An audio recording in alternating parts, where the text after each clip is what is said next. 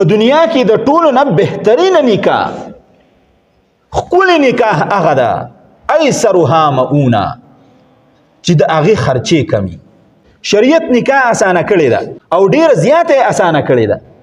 دومره یې اسانه کړې ده رسول الله صلی الله علیه وسلم خپلې لوریانې هغه ورکړي دي. حضرت عثمان رضی الله تعالی عنہ دوه لوریانې ورکړي دي، حضرت ام کلثوم رضی الله تعالی عنها او حضرت رقیه رضی الله تعالی عنها. دا دواړه په حضرت عثمان رضی الله تعالی عنہ باندې واده وي، دین ته کتلی دي. حضرت علی رضی الله تعالی عنہ له خپل لور ورکړي ده حضرت فاطمه رضی الله تعالی عنها، دین ته کتلی دي، مال ته ګورې نه دي کتلی. او دومره دین ته کتلی دي، مال ته نه دي کتلی چې کله د حضرت فاطمه رضی الله تعالی عنها متعلق وینا وشو چې دا به علی رضی الله تعالی عنہ ورکو، نو علی رضی الله تعالی عنہ روان دی، یو زغره ور سره ده. زغره خو پیژنئ که په جنگ کې چې استعمالی د دې لپاره چې زخم راونه رسیده توري، نو دا زغره ورغستې ده، بازار ته روان دی. په لاره کې ورسره حضرت عثمان رضی الله تعالی عنہ میلاو شو. وی علي چېرته روان یې؟ زغره دې راغستې ده. ویره نکاح مې ده، کور کې هېڅ شی نشته دی، دا خپله زغره وړمه چې په بازار کې خرڅه کړمه چې د ځان دپاره د مهر هغه بندوبست وکړم او حضرت فاطمه رضی الله تعالی عنها ته یې ورکړه. نو دا ګوره پیغمبر علیه الصلاة والسلام حضرت فاطمه رضی الله تعالی عنها رخصت کړې ده. څومره اوچت شان والا زنانه ده. الفاطمة سیدة نساء اهل الجنه.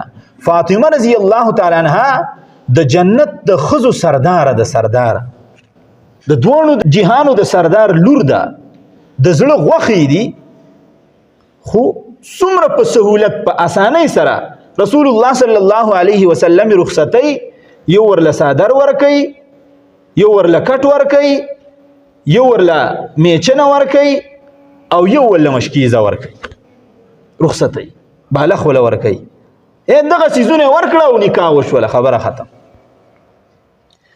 زمونږ شریعت دا وایي نکاح آسانه کوي، نکاح آسانه کوي. څنګه یې آسانه کوي؟ په نکاح کې درې څیزونه دي: ایجاب او قبول، چې الک راځي جینۍ راځي. مهر پکې کېده. مهر څومره دی؟ چې د 10 درهمو نه مقدار کم نه وي. په دې دور کې چې د چا سره 20,000 روپۍ، نو شریعت وایي د پوره کار پې کېږي. دوه څیزونه شو، یو ایجاب او قبول، د ښځې او د خاوند رضامندتیا، دویم مهر، او دریم د دوو ګواهانو موجودېده. نن چې در سره 12 او 14 او 15 لکه روپۍ نه وي، نو څوک نکاح نه کوي. ولې؟ نکاح ګرانه شوله او زنا آسانه شوله. حالانکه شریعت وایي نکاح آسانه کوي چې نوجوان محفوظ شي، د ده نظر ښکته شي، د ده شرمګاه محفوظ شي، د نسل انسانیت حفاظت وشي. خو موږ کار الټه کړی دی.